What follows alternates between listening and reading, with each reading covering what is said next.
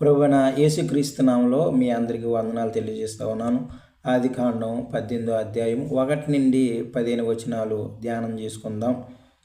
దేవుడు మానవ రూపంలో ప్రత్యక్షమైన ఇదొక సందర్భం అని మనం తలంచుకోవచ్చు.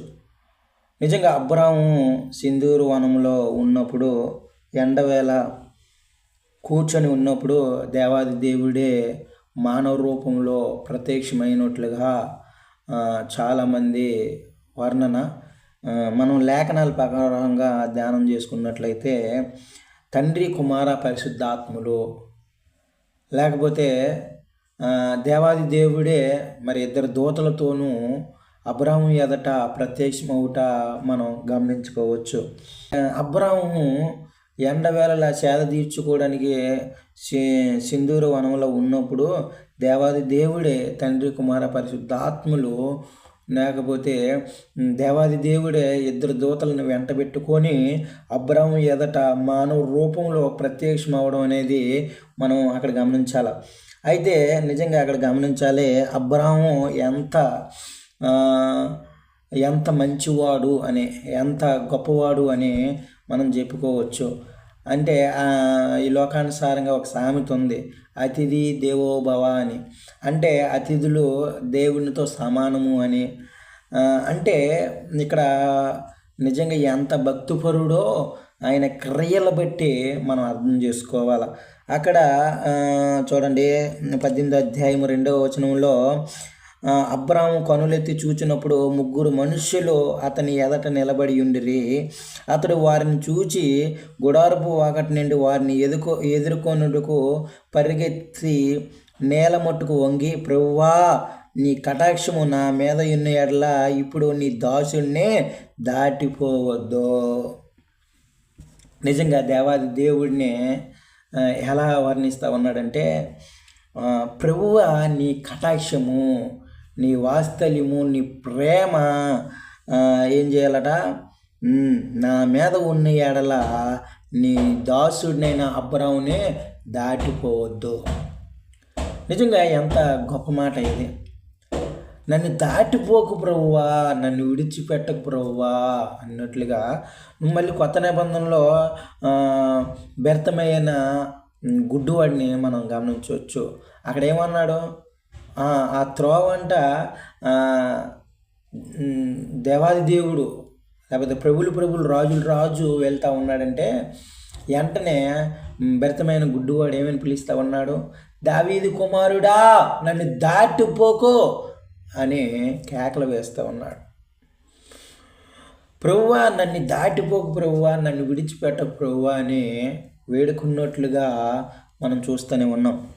ఇదే మాట దావీదు కూడా ఏమంటా ఉన్నాడు, నీ దాసుడిని దాటిపోవద్దు ప్రభువా. నిజంగా దేవుడు మనల్ని దాటిపోతే ఏమవుతుందో అబ్రాముకు తెలుసు. ఇక్కడ కొత్త నిబంధనకు వచ్చినప్పుడు భర్తమైన గుడ్డివాడికి కూడా తెలుసు. దేవుడే మనల్ని దాటిపోతే, దేవుడే మనల్ని మరిచిపోతే మన గతి ఏమగును, మన పరిస్థితి ఏమగును అది మనం గమనించుకోవాలి. అందుకనే ప్రత్యక్షంగా పరోక్షంగా అబ్రాము ఏం మాట్లాడుతూ ఉన్నాడంటే, నీ దాసుడినైన నన్ను దాటిపోద్దు ప్రభువా అని వేడుకుంటూ ఉన్నాడు. ఈరోజు మనం గమనించాలి, దేవుడిని మనం ఎన్నిసార్లు దాటిపోయాము కాదు, దేవుడే మనల్ని ఎన్నిసార్లు దాటిపోయాడు. ఎందుకని? దేవుడు వచ్చినా మనం అంగీకరించే వారిగా లేము. దేవుడు మన ఎదటి నిలుచున్న దేవుడిని దేవుడిగా అంగీకరించే వారిగా లేము. ఎందుకంటే మన హృదయము పాపంతో నిండి ఉన్నది, మన హృదయము ఘోరం గల వ్యాధి గలదే. అందుకనే మనం దేవుడిని అంగీకరించలేకపోతూ ఉన్నాం. దేవుని వాక్యం మనతో సూటిగా మాట్లాడినా ఇది నా గురించి మాట్లాడింది, నా పాపములు విడిచిపెట్టమంటుంది, లేకపోతే నేను దేవుడి దూరమై ఉన్నాను, నేను దేవుని సమీపంగా ఉండాలని, దేవుని సన్నిధిలో ఉండాలని నన్ను హెచ్చరిస్తుంది, నన్ను గర్జిస్తుంది అని ఎవరైనా తలంచుకున్నారా? వాక్యాన్ని ధ్యానించడం కాదు, వాక్యాన్ని చదవడం కాదు, వాక్యాన్ని స్టడీ చేయడం కాదు, వాక్యాన్ని మన జీవితంలోనికి ఏం చేయాలా, అలౌ చేయాలా. దేవుని వాక్యాన్ని మన జీవితంలో అన్వయించుకోవాలా. అప్పుడు దేవాది దేవుడు మనతో సూటుగా మాట్లాడినా దాని అర్థము, భావము, సమస్తము మనకి అర్థమవుతుంది. అప్పుడు మనం చక్కగా మర్యాదగా ఈ లోకంలో జీవించగలం. దేవుని యందు భయభక్తులు కలిగి జీవించాలంటే వాక్యం అనేది మన హృదయంలో పనిచేయాలి. కానీ వాక్యం పనిచేస్తుంది, కానీ ఆ వాక్యాన్ని మన హృదయంలోనికి పెట్టుకోలేకపోతూ ఉన్నాం. మన హృదయంలోనికి ఆహ్వానించలేకపోతూ ఉన్నాం. వినుటి మట్టుకు వింటూ ఉన్నాం, కానీ ఈ చెవుని విని ఆ చెవుని విడిచిపెడతా ఉన్నాం. మన హృదయంలోనే పెట్టుకొని తన్ని ధ్యానించేవారుగా లేము. ఆ వాక్యాన్ని మన హృదయానికి అర్థం చేసుకునేవారుగా, దాన్ని ధ్యానించేవారుగా, మన జీవితంలో అన్వయించుకునేవారుగా లేము. అందుకే దేవాది దేవుడు ఎన్నోసార్లు మనం దాటిపోయాడు. కాదు మనమే దేవాది దేవుడిని ఎన్నోసార్లు దాటిపోయామని ఇక్కడ అర్థం చేసుకోవాలి. అందుకే అబ్రహాము అంటా ఉన్నాడు, నీ దాసుడిని నన్ను దాటిపోవద్దు ప్రభువా అని వేడుకుంటా ఉన్నాడు. నిజంగా దేవాది దేవుడు దాటిపోతే మన పరిస్థితి ఏమగునో మన అందరికీ తెలుసు. నిజంగా అబ్రహాము ఎందుకు దాటిపోవద్దు ప్రభువా అని అడుగుతూ ఉన్నాడంటే తెలుసు, అబ్రహాముకు తెలుసు దేవుడు నన్ను దాటిపోతే నా జీవితం ఏమైపోతుందో అని. భర్తమైన గుడ్డివాడికి తెలుసు నజరేయుడైన యేసు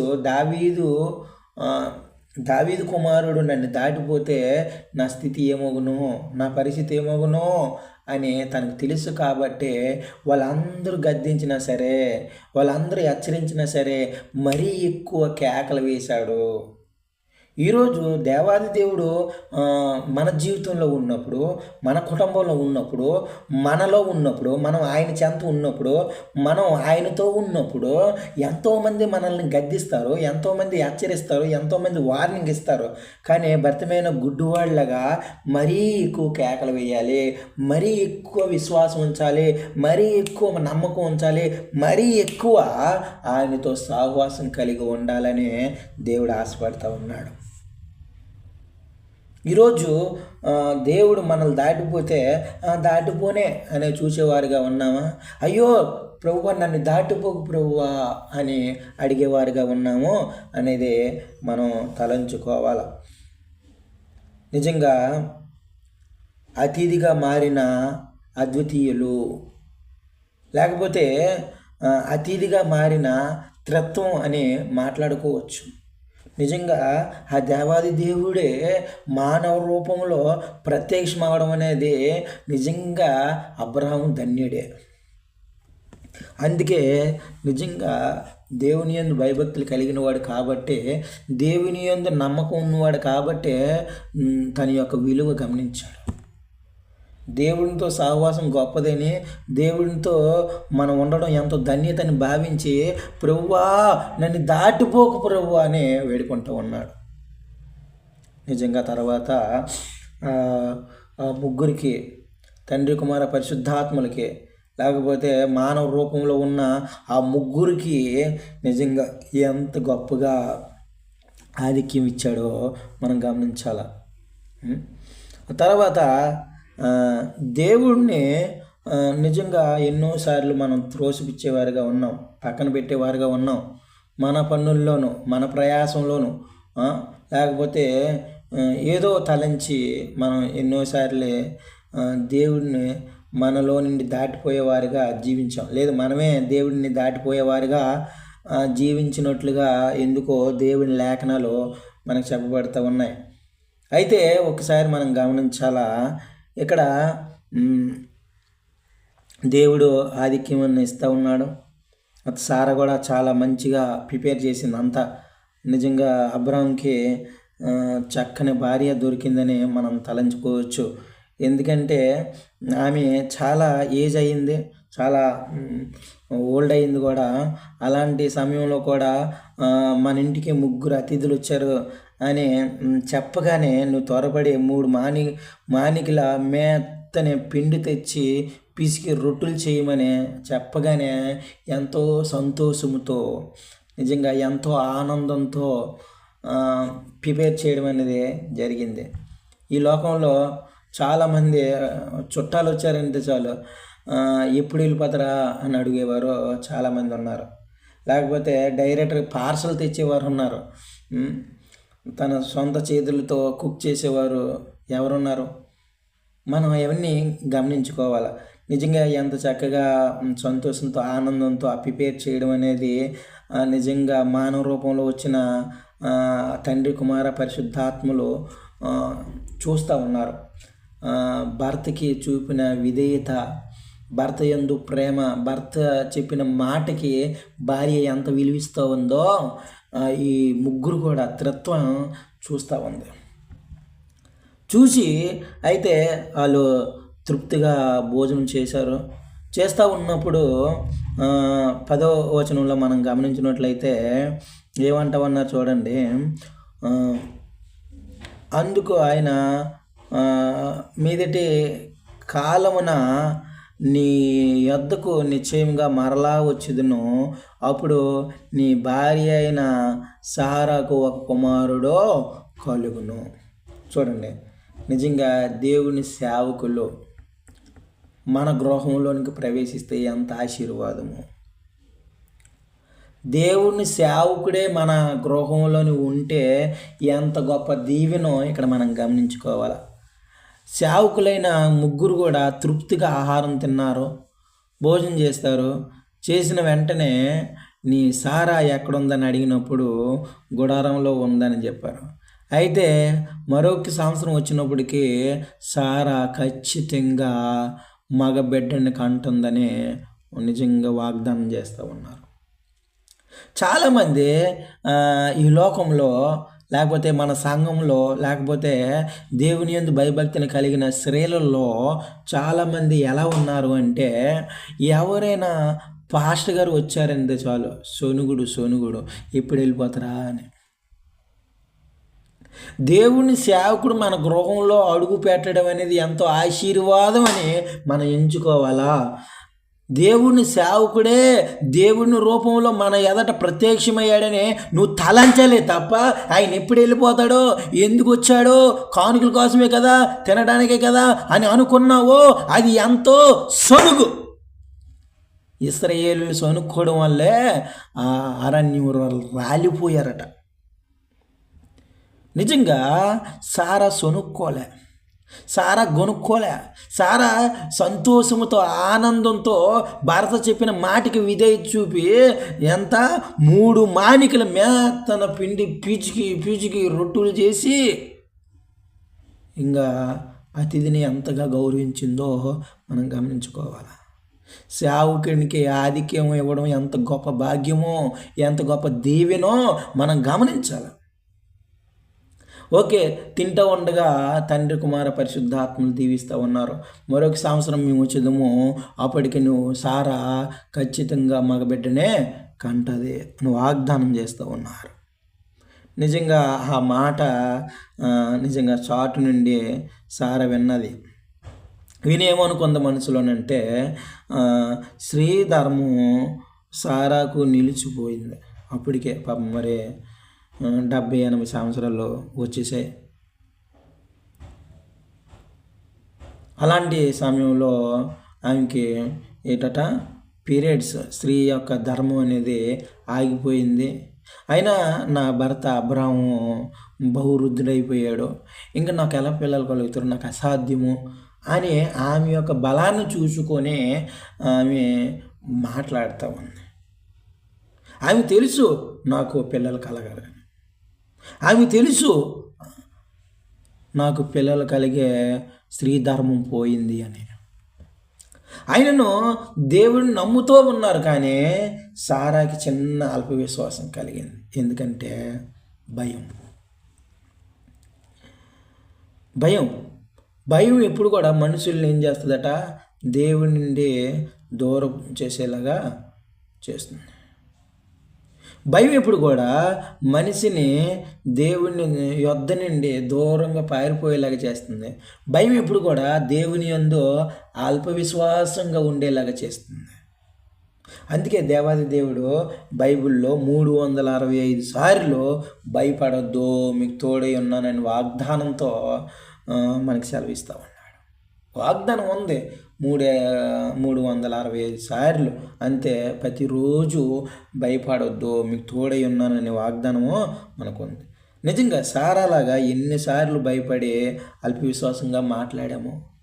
అల్పవిశ్వాసంగా మనం ఎన్నిసార్లు మనలో ఉన్న శక్తిని, మనలో ఉన్న బలాన్ని మనం చూసుకున్నాం.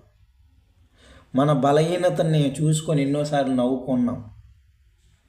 అసాధ్యమని అనుకున్నాం, కృంగిపోయాం, చాలాసార్లు విసిగిపోయాం.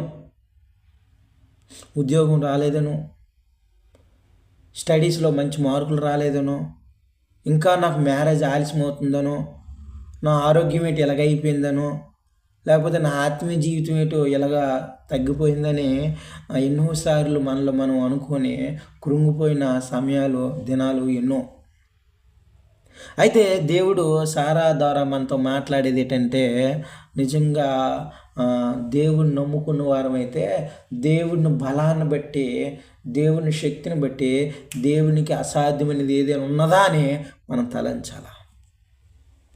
నిజంగా దేవుడు ద్వారం తెరిస్తే దాన్ని మూయదగిన వాడు ఎవడో, దేవుడు మన పక్షమునుంటే మనకు శత్రువు ఎవడో అని తలంచాలే తప్ప, నా బలాన్ని చూసుకొని, మన శక్తిని చూసుకొని, మన ఆలోచనలు చూసుకొని, మన తలంతులు చూసుకొని, మన టాలెంట్స్ చూసుకొని ముందుకు వెళ్తే అది ఎప్పటికైనా అపజయమే, అది ఎప్పటికైనా నిరాశే. నిజంగా సారా తనలో తను చూసుకుంటూ ఉంది, నేను ఎంత బలహీనురాలను, నాకు ఆల్రెడీ స్త్రీ ధర్మం అయిపోయిందని, నా భర్త ముసలోడైపోయాడని, ఇంకా నాకు పిల్లలు కలగడం అసాధ్యమని ఆమెలో ఆమె అనుకొని నవ్వుకుంటుంది. వెంటనే తండ్రి, కుమార, పరిశుద్ధాత్మ అంటూ ఉన్నారు, సారా నువ్వు నవ్వుతూ ఉన్నావు, కానీ అబ్బాయికి నవ్వు అనే పేరు గల ఇస్సాకు అని పేరు పెడతావు అంటారు. నిజంగా ఈరోజు నీకు నాకు అసాధ్యమే. మన జీవితాల్లో మనం ఏమో అనుకుంటా ఉన్నాం, కొన్ని విషయాలు ఆలస్యం అవుతూ ఉన్నాయి, కొన్ని విషయాలు అపజయం అవుతూ ఉన్నాయి. అయితే ఇప్పుడు నువ్వు భయపడవద్దు. నువ్వు నీ సమస్యను చూసి నువ్వు భయపడవద్దు, నీ అపజయాన్ని చూసి నువ్వు భయపడవద్దు, నీ జీవితంలో జరుగుతున్న నిరాశను చూసి నువ్వు భయపడవద్దు. ఎన్నిసార్లు భయపడతావో అన్నిసార్లు నీకు అంత ప్రమాదం పొంచి ఉన్నది. నిజంగా లోకాసు సువార్త 5వ అధ్యాయం 5వ వచనంలో మనం గమనించినట్లయితే, రాత్రి అంతా మేము ప్రయాసపడుతాం ప్రభు అనే పేతురు వేడుకుంటూ ఉన్నాడు. మాకేమీ దొరకలేదు. అయితే పేతురు తను అనుకున్నాడు, నా అనుభవం గొప్పది, నా బలం గొప్పది, నాకు అన్నీ తెలుసు, నాకు టాలెంట్ ఉంది, 30 సంవత్సరాల ఎక్స్పీరియన్స్ ఉంది, ఎలా చేపలు ఎలా పట్టాలో, ఎక్కడ పెట్టాలో, ఎప్పుడు వేయాలో వాళ్ళో అన్నీ తెలిసిన వాడే. కానీ ఏమైందట, రాత్రి అంతా ప్రయాసపడ్డాడు కానీ ఒక చేప అయినా పడలేదు. ఈరోజు మన బలాన్ని నమ్ముకుంటే వ్యర్థమే, మన ఆలోచనలు, మన టాలెంట్లు, మన ప్రయాసాలన్నీ వ్యర్థమని మనం గమనించాలి. అందుకే దావీదు కీర్తనలో 118:8 చరణంలో ఉంది కదా, మనుషులను రాజులను నమ్ముడి కంటే దేవుడిని నమ్ముట ఎంతో మేలు అని చెప్పబడుతూ ఉంది. నిజంగా దేవుడిని నమ్ముకుంటే ఎంతో దీవెన, దేవుడిని ఆశ్రయిస్తే ఎంతో ఆశీర్వాదం అని మనం నమ్ముకోవాలి. ఎందుకంటే దేవుడికి అసాధ్యమైనది ఏమీ లేదు. ఎర్ర సముద్రాన్ని 2 పాయలుగా చేశాడు, బండ నుండి నీరుని రప్పించాడు, ఆకాశం నుండి మన్నాను కురిపించిన దేవుడు ఈరోజు నీ జీవితంలో కార్యం అనేది చేయడం అసాధ్యం అనుకుంటా ఉన్నావా? గుడ్డివారు చూస్తూ ఉన్నారు, మూగవారు మాట్లాడుతూ ఉన్నారు, కుంటివారు నడుస్తూ ఉన్నారు. బీదలందరికీ పరలోకం యొక్క సువార్త అందించబడుతూ ఉంది. కానీ మీరెందుకు ఇంకా అల్పవిశ్వాసం కలిగి జీవిస్తూ ఉన్నారు? ఇంకా మనలోని ఏదో తెలియని ఏదో భయాలు వెంటాడుతూ ఉన్నాయి. నిజంగా దేవుడిని మనం నమ్ముతూ ఉన్నామా? దేవుడిని నమ్మితే భయం మనలో ఉండదు. భయం ఉంటే దేవుని యందు మనకే నమ్మకం ఉండదు. మనం ఈ విషయాన్ని నమ్మాలి.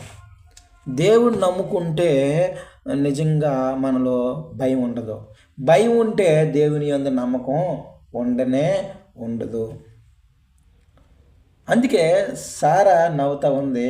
అది చూసి తండ్రి, కుమార, పరిశుద్ధాత్మలు అంటూ ఉన్నారు, యెహోవాకు అసాధ్యమైనదేనే ఏదైనా ఉన్నదా సారా అని అంటాం. నిజంగా ఆయనకి అసాధ్యమైనది ఏది లేదు. ఆయనకి సమస్తం సాధ్యము. ఆయన నోటు మాట చేత సృష్టిని సృష్టించిన దేవుడు ఈరోజు మన జీవితంలో కార్యాలు చేయలేడా? అద్భుతాలు చేయలేడా? సమస్తము ఆయన సాధ్యమే. ఆయన ద్వారం తెరిస్తే ఆ ద్వారాన్ని మూయదగిన వాడు ఎవరు లేరు. ఆయన అనుకుంటే మన జీవితాలనే ఒక అద్భుత రీతిగా మార్చగలరు. మన జీవితాలని గొప్పగా మార్చగలరు. అది మనం ఆలోచించాలి. ఆ విషయాన్ని మనం గమనించాలి. దేవునికి అసాధ్యమైనది ఏమీ లేదని.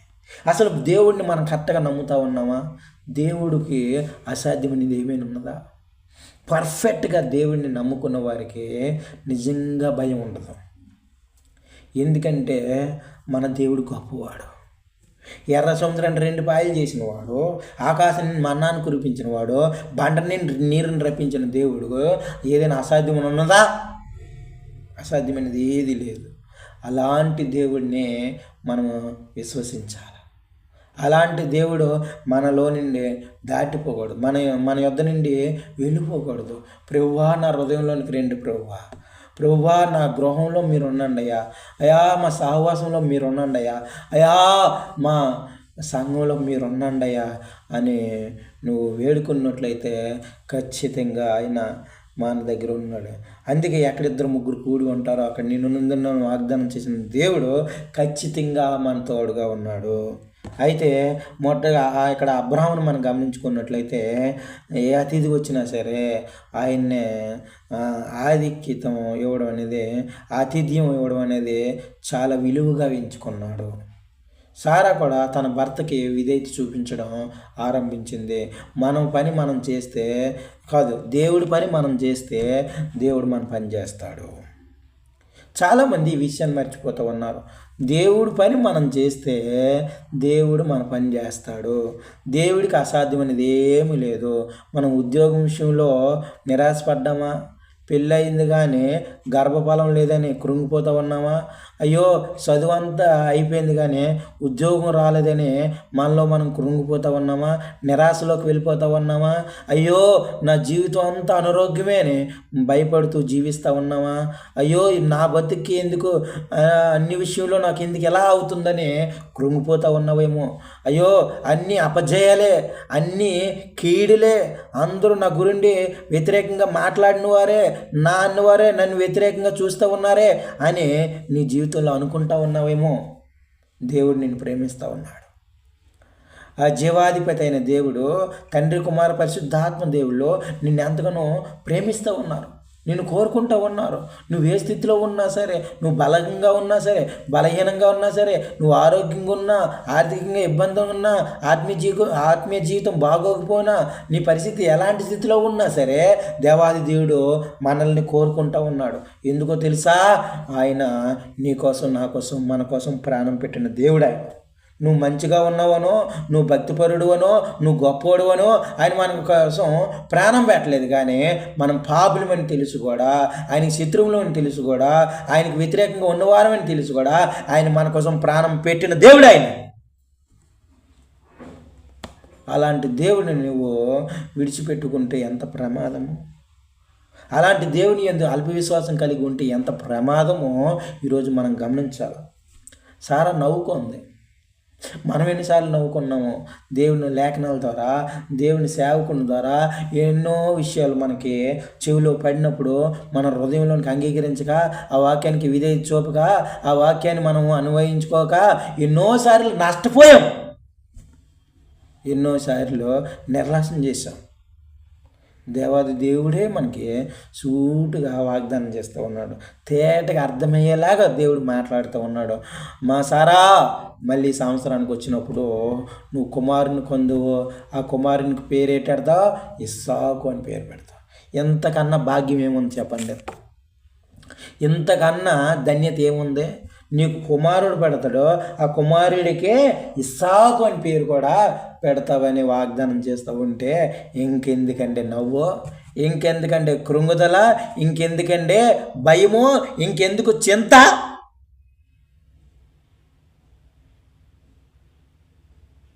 ఎన్ని రోజులు రెండు తలంపులు కలిగి ఉంటావు?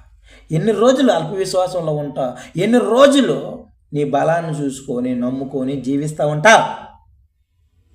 ఆయనకు అసాధ్యమైనది ఏదైనా లేదు. ఆయనకి సమస్తము సాధ్యమే అని నువ్వు నమ్మినట్లయితే దేవుడు ఖచ్చితంగా మన జీవితాలని అద్భుతాలు ఆశ్చర్యకార్యాలు చేయడానికి ఆయన సిద్ధంగా ఉన్నాడు. అయితే ఆయన పని మనం చేస్తే మన పని ఆయన చేయడానికే ఆయన సిద్ధంగా ఉన్నాడు. కానీ మనమే దేవుడిని దాటిపోయేలాగా మనం ప్రవర్తిస్తూ ఉన్నాం. మనమే ఆయన మన ఎదట ఉన్నా సరే మనం పాపంలో మునిగిపోయి ఆయన పక్కన పెట్టేవారుగా ఉన్నాం. ఆయననే మనం దాటిపోయేవారుగా కనబడతా ఉన్నాం. మన బలహీనతను చూసి, మనలో ఉన్న అనారోగ్యాన్ని చూసి, మనలో ఉన్న జరుగుతున్న అపజయాలను చూసి, మన జీవితంలో జరుగుతున్న నిరాశలు చూసి మనం ఎన్నోసార్లు కృంగిపోయి అల్పమైన విశ్వాసంతో మాట్లాడి ఎంతోమందిని సంఘంలో వచ్చిన బిడ్డలు కూడా రానవకుండా చేసేవారుగా ఉన్నాం. మన వల్ల ఆత్మలు వస్తూ ఉన్నాయా, మన వల్ల ఆత్మలు పోతూ ఉన్నాయా ఒకసారి గమనించాలి.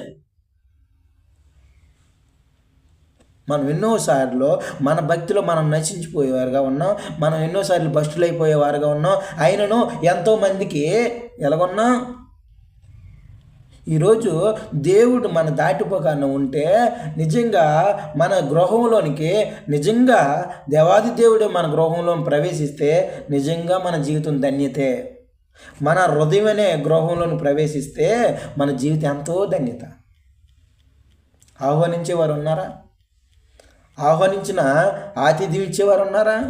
ఆతిథ్యం ఇచ్చిన మన జీవితంలో ఆయన చెప్పిన మాటలను అన్వయించుకోవడానికి అంగీకరించడానికి సిద్ధంగా ఉన్నావా? కొన్ని విడిచిపెట్టమంటా ఉన్నాడు, కొన్ని వదలమంటా ఉన్నాడు. నీ భయాలను విడిచిపెట్టు, నీ చింతలను విడిచిపెట్టు. దేవుడు వాగ్దానం చేస్తూ ఉన్నాడు. దేవుడు మాట ఇస్తూ ఉన్నాడు. మాట తప్పిపోవడానికి నరుమాతుడిని కాదు, నేను జీవాధిపతి అయిన దేవాది దేవుడిని. నేను మాట ఇస్తే అది ఖచ్చితంగా జరుగునుగాక. ఈరోజు నీ జీవితంతో దేవుడు సూటుగా తేటగా మాట్లాడుతూ ఉన్నాడు. ఈ మెసేజ్ ఎంతమంది అయితే వింటూ ఉన్నారో దేవుడు సూటుగా తేటగా మాట్లాడుతూ ఉన్నాడు. నీ జీవితంలో అపజయం వచ్చిందా? నీ జీవితంలో కొన్ని కార్యాలు ఆలస్యం అవుతూ ఉన్నాయా?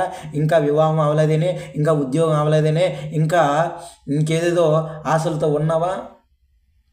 నీ ప్రయాసం అంతా వ్యర్థమవుతా ఉందా? నువ్వు అనుకున్నవన్నీ నిరాశలో తీసుకువెళ్తూ ఉన్నాయా? నువ్వు నీ జీవితం బట్టి కృంగిపోతూ ఉన్నావా? నీ బలహీనతను బట్టి నువ్వు భయపడతా ఉన్నావా? అయితే ఈరోజు దేవుని యందు విశ్వాసం ఉంచు. దేవునికి అసాధ్యమైనది ఏమీ లేదు. దేవునికి సమస్తము సాధ్యమే. మన జీవితాల్లో దేవుడు ఖచ్చితంగా కార్యాలు చేయడానికి ఇష్టపడుతూ ఉన్నాడు. ఆయన మన జీవితంలో ఖచ్చితంగా కార్యాలు చేయాలని, ఖచ్చితంగా మనం ఉన్నతమైన స్థానంలో ఉండాలని ఆయన కోరుకుంటూ ఉన్నాడు.